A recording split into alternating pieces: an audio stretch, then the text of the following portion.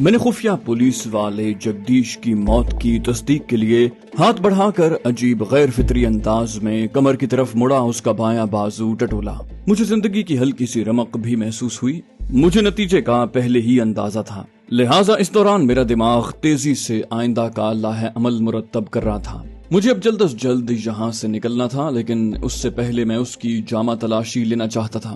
شاید اس کے پاس سے برآمد ہونے والی کسی چیز سے اس کے بارے میں کچھ مزید پتہ چل جائے۔ میں نے دونوں گنے اپنے لباس میں اڑس لیں اور آگے بڑھ کر تیزی سے جگدیش کی لاش ٹٹولنے لگا۔ مجھے سب سے پہلے ایک پھولا ہوا پرس ملا۔ میں نے اس کا جائزہ لیا۔ اس میں سروس کارڈ ملا جس پر اس کا نام جگدیش مراری اور ولدیت اپدیش مراری درج تھی۔ عہدے کے اعتبار سے وہ سب انسپکٹر تھا۔ جائے پیدائش کے خانے میں بھاؤ نگر درج تھا۔ پرس میں 300-400 روپے بھی موجود تھے، تاہم میں نے صرف آئی ڈی کارڈ نکال کر پرس واپس اس کی جیب میں ٹھوس دیا۔ مجھے اس کی ایک بغلی جیب سے ماچس کی ایک ڈبیا اور سگریٹ کا پیکٹ بھی ملا۔ حالانکہ میں نے تمام سفر کے دوران اسے تمباکو نوشی کرتے نہیں دیکھا تھا۔ فرائض منصبی کی پاسداری کے علاوہ سگریٹ نہ پینے کی ایک وجہ یہ بھی ہوگی کہ سکھوں کی موجودگی میں تمباکو نوشی کا شوق پورا کرنے کا نتیجہ ناخوشگوار بھی نکل سکتا تھا۔ اچانک میرے ذہن میں ایک خیال آیا، اس طرح میں جگدیش کی لاش ہسپتال پہنچانے کا وعدہ بھی پورا کر سکتا تھا۔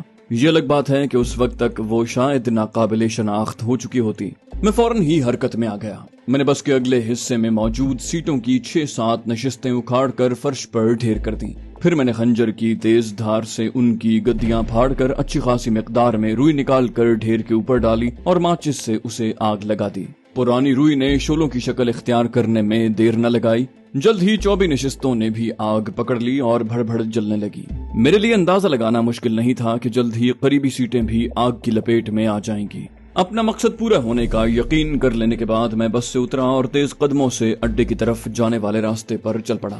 موڑ پر پہنچ کر میں نے مڑ کر دیکھا، آگ زور پکڑ چکی تھی اور دھوئیں کے مرغولے فضا میں بلند ہونے لگے تھے۔ میرا اصل مقصد بھی یہی تھا۔ میں کچھ ہی دیر میں پرہجوم اڈے پر پہنچ چکا تھا۔ وہاں کسی کو اتنی فرصت نہ تھی کہ میری آمد پر توجہ دیتا۔ البتہ مجھے یقین تھا کہ بس اڈے کی عمارتوں کے عقب سے بلند ہوتے دھوئیں کے بادل جلد ہی ان کی توجہ کا مرکز بن جائیں گے۔ میں نے وہاں سے روانہ ہونے کے لیے مناسب بس کی تلاش میں نظریں دوڑائیں۔ سامنے ہی ایک لگ بھگ نئی بس مجھے روانگی کے لیے بالکل تیار نظر آئی۔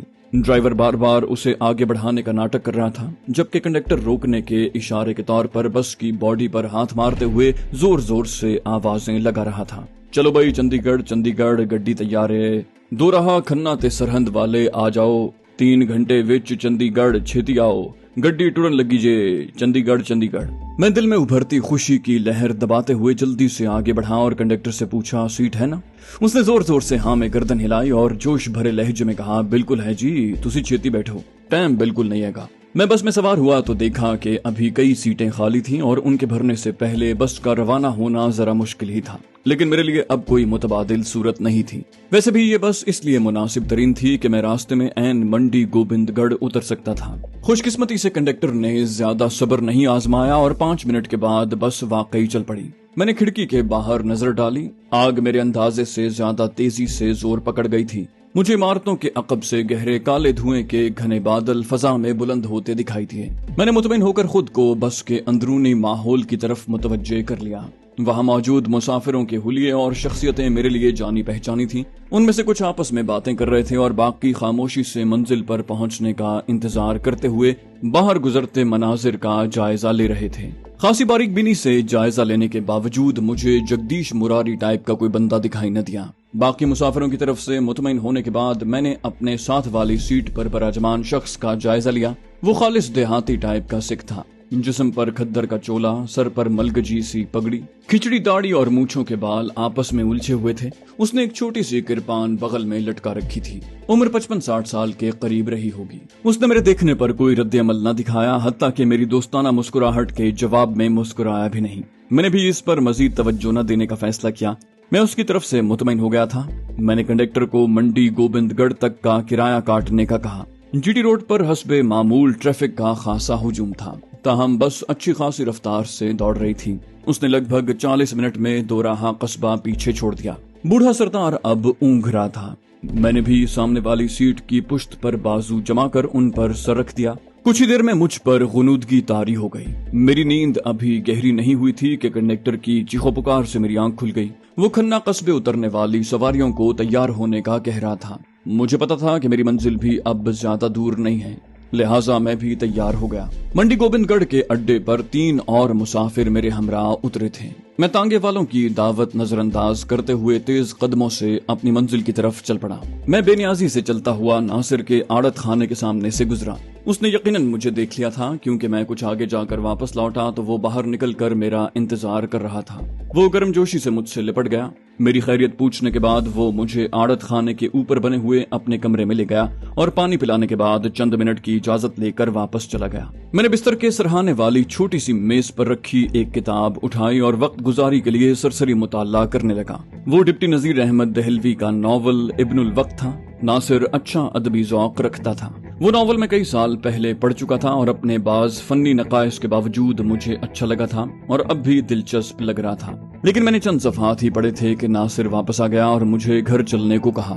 میں نے کہا ابھی ذرا بیٹھو یار، چلتے ہیں کچھ دیر میں. یہ بتاؤ ظہیر کے بارے میں کوئی اطلاع ہے؟ اس نے مسرور لہجے میں کہا. وہ خیریت سے اپنی منزل پر پہنچ گیا ہے. ٹرک ڈرائیور نے بتایا ہے کہ ان لوگوں کو راستے میں کوئی خاص رکاوٹ یا مشکل درپیش نہیں ہوئی. ٹرک کشتواڑ میں ٹرک اڈے پر پہنچا تو ظہیر کہیں چلا گیا اور پھر رات کو اپنے ساتھیوں کے ساتھ واپس آیا اور وہ لوگ مال ڈھو کر لے گئے. اگلی صبح ظہیر نے ٹرک ڈرائیور کو کہا کہ وہ واپس جا سکتا ہے. اس نے ہمارے لیے پیغام بھیجا کہ وہ 3-4 دن میں منڈی گوبند گڑھ پہنچ جائے گا. میں نے مطمئن لہجے میں کہا بہت خوب، اس کا مطلب ہے وہ 1-2 دن میں یہاں پہنچنے والا ہے. ناصر نے ہاں میں گردن ہلائی. بولا آپ کے لیے اس کا پیغام ہے کہ اس کا انتظار کریں اور اس کے بغیر کسی مشن پر جانے کی کوشش نہ کریں. یہ سن کر میں نے قہقہ لگایا.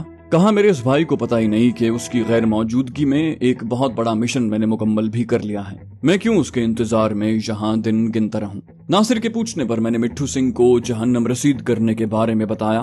یہ سن کر وہ خوشی اور جوش کے ملے جلے تاثرات کے ساتھ بولا یہ تو آپ نے واقعی بہت بڑا کارنامہ کر دکھایا ہے. ایم ایل اے مٹھو سنگھ اور اس کے منشی کی ہلاکت پر تو پورے پنجاب میں ہنگامہ برپا ہے. اسی دن یہ خبر پھیل گئی تھی اور یہاں کے لوگوں کی گفتگو کا سب سے بڑا موضوع بھی یہی رہا ہے. مٹھو سنگھ کی عبرتناک موت کا سن کر جمیلہ اور رخسانہ بہت خوش ہوئی تھیں، لیکن ہمارے وہم و گمان میں بھی نہیں تھا کہ یہ نیک کام آپ نے کیا ہے. ان دونوں کو پتہ چلے گا تو آپ کے ہاتھ چوم لیں گی. آپ بتا کر بھی تو نہیں گئے کہ اس مقصد کے لیے جا رہے ہیں. میں نے کہا میں باقاعدہ منصوبہ بنا کر تھوڑی گیا تھا، اتفاقاً اسی علاقے میں تھا. مناسب موقع بھی مل گیا تو میں نے فائدہ اٹھانے کا فیصلہ کر لیا اور اللہ کا لاکھ لاکھ شکر ہے کہ میں کامیاب بھی ہو گیا. ہاں اس کا منشی خامخواہ لپیٹ میں آ گیا، لیکن اچھا ہی ہوا. مٹھو سنگھ کے ظلم و ستم میں برابر کا شریک تھا وہ، اور عوام سے زیادتی میں بھی بڑھ چڑھ کر حصہ لیتا تھا. ناصر نے نفرت سے ناک چڑھا کر کہا خس کم جہاں پاک. ظہیر کو پتہ لگے گا تو وہ بھی بہت خوش ہوگا. اس مٹھو سنگھ کا نام سن کر ہی اسے غصہ آ جاتا تھا. دانت پیستے ہوئے اسے مارنے کا عہد کرتا تھا. میں نے ہنستے ہوئے کہا خوش تو ہوگا لیکن مجھ سے جھگڑا بھی کرے گا. اس نے وعدہ لیا تھا کہ مٹھو سنگھ کو اپنے ہاتھ سے نرک میں پہنچائے گا، مگر میں اسے منا لوں گا. میری بات وہ کبھی نہیں ٹالتا. ناصر نے تائید میں سر ہلایا. بولا وہ آپ کو اپنے بڑے بھائیوں جیسا بلکہ اس سے بھی بڑھ کر سمجھتا ہے. ذرا بھی جھجک کے بغیر جان دے سکتا ہے وہ آپ کے لیے. میں نے کہا مجھے اچھی طرح پتا ہے، بلکہ وہ تو پہلے ہی کئی بار میرے لیے اپنی جان داؤ پر لگا چکا ہے. لیکن اللہ تعالیٰ اسے تا قیامت تندرست و توانا اور زندہ سلامت رکھے. وہ بہت بڑے مقصد کے لیے جان ہتھیلی پر لے کر پھر رہا ہے. اس کی زندگی تم کشمیریوں کی آزادی کے لیے بہت اہم ہے. ناصر نے میری بات کی تائید کی. ہم لوگ کچھ دیر وہیں باتیں کرتے رہے، پھر میں اس کے ساتھ گھر پہنچ گیا. مجھ پر نظر پڑتے ہی جمیلہ خوشی سے اچھل پڑی. رخسانہ کے چہرے پر بھی مسرت جھلکنے لگی. جمیلہ نے سلام کرنے کے بعد پرجوش لہجے میں کہا بھیا آپ کو پتا ہے وہ ناپاک خنزیر مٹھو سنگھ جہنم کا ایندھن بن گیا. کسی نے گولیوں سے اس کا سینہ چھلنی کر دیا. میں بتا نہیں سکتی کہ یہ سن کر مجھے کتنی خوشی ہوئی. میرا بس چلتا تو اسے میں اپنے پستول سے اپنے ہاتھوں سے گولی مارتی. وہ حسب عادت بولتی چلی گئی، لیکن اسے رخسانہ کے اشارے پر رکنا پڑا جو شاید مجھے بولنے کا موقع دینا چاہ رہی تھی. حالانکہ اس دوران اس کا چہرہ بھی خوشی سے دمک رہا تھا. کم گو نہ ہوتی تو وہ بھی اتنے ہی جوش و خروش سے اپنے دلی جذبات کا اظہار کرتی. میں نے مسکراتے ہوئے کہا یہ تو بہت بڑی خوشخبری ہے. آپ دونوں کو بہت بہت مبارک ہو. آپ پر ظلم کا پہاڑ توڑنے والا شیطان اپنے انجام کو پہنچ گیا. اس بار رخسانہ نے جواب دیا. بولی بہت شکریہ، آپ کو بھی مبارک ہو. وہ بدبخت اسی قابل تھا. آج نہیں تو کل اسے کسی مظلوم کی آہ لگنی ہی تھی. سنا ہے کسی نے اس کو 2-3 گولیاں ماری ہیں. اس کا منشی بھی ساتھ ہی مر گیا. ناصر سے مزید صبر نہ ہو سکا، اس نے احترام اور خوشی کے ملے جلے لہجے میں انہیں مخاطب کیا۔ بولا آپ دونوں کو یہ سن کر اور بھی خوشی ہوگی کہ یہ کارنامہ کسی اور نے نہیں، ہمارے انہی بھائی نے سر انجام دیا ہے۔ یہ سن کر ان دونوں نے ایک ساتھ چونک کر میری طرف دیکھا، پھر ان کے چہرے پر مسرت کے سرخ گلاب کھل گئے۔ میں نے رخسانہ کی آنکھوں میں خوشی کے آنسو دیکھے، جبکہ جمیلہ تو باقاعدہ میرے بازو سے لپٹ گئی۔ وہ کہہ رہی تھی ایسا زبردست کام آپ ہی کر سکتے ہیں، ایک بار پھر میرا دل جیت لیا بھیا۔ جبکہ رخسانہ نے جذبات سے بوجھل لہجے میں کہا، آپ نے ہم پر ایک اور اتنا بڑا احسان کر دیا بھائی کہ ہم ساری زندگی کوشش کر کے بھی نہیں اتار سکتے۔ اس ظالم شخص کی قید میں ہم پر جو گزری ہے ہم چاہیں بھی تو کھل کر نہیں بتا سکیں گے۔ میں آج ہی شکرانے کے نفل پڑھوں گی، اللہ ہم پر خصوصی مہربانیاں کر رہا ہے۔ جمیلہ نے بمشکل اس کی بات مکمل ہونے کا انتظار کیا۔ بولی اچھا اب بتائیں آپ نے اس کا یہ حشر کیسے کیا؟ لیکن میں آپ سے منت کرتی ہوں کہ سب کچھ تفصیل سے بتائیے گا، میں سننے کے لیے تڑپ رہی ہوں۔ میں اس نٹ کھٹ لڑکی کے لہجے کی بےتابی محسوس کر کے مسکرایا، لیکن رخسانہ نے اسے ایک بار پھر سرزنش کی۔ بولی او تڑپنے والی مخلوق، تم تھوڑا صبر نہیں کر سکتی؟ اتنی دور سے آئے ہیں، انہیں اچھی سی چائے پلاؤ، پھر تسلی سے پوچھنا سب کچھ۔ بڑی بہن کا حکم جمیلہ کو کتنا گراں گزرا یہ اس کا چہرہ بخوبی بتا رہا تھا، لیکن خلاف عادت وہ بلا چوں چراں باورچی خانے کی طرف چلی گئی۔ رخسانہ نے معذرت خواہانہ لہجے میں مجھے بتایا، بولی کام کرنے والی خالہ کی طبیعت کچھ ناساز تھی، میں نے اصرار کر کے انہیں انگریزی ڈاکٹر کے پاس بھیجا ہے، وہاں کافی مریض ہوتے ہیں، واپسی میں تاخیر ہو سکتی ہے۔ میں نے ہنستے ہوئے کہا چلو اچھا ہے، اسی بہانے جمیلہ کے ہاتھ کی چائے پینے کا موقع مل جائے گا، پتہ تو چلے کہ صرف زبان کے جوہر دکھانا جانتی ہے، کچھ کھانے پکانے کا ہنر بھی آتا ہے۔ رخسانہ نے سنجیدہ ہوتے ہوئے کہا اب تو اچھا خاصا سیکھ گئی ہے، اسے دلچسپی بھی بہت ہے، خاص طور پر روغن جوش بنانے میں تو ماہر ہو گئی ہے، ویسے پڑھائی میں بھی اچھی خاصی کارکردگی دکھا رہی ہے۔ میں نے ستائش بھرے لہجے میں کہا واقعی؟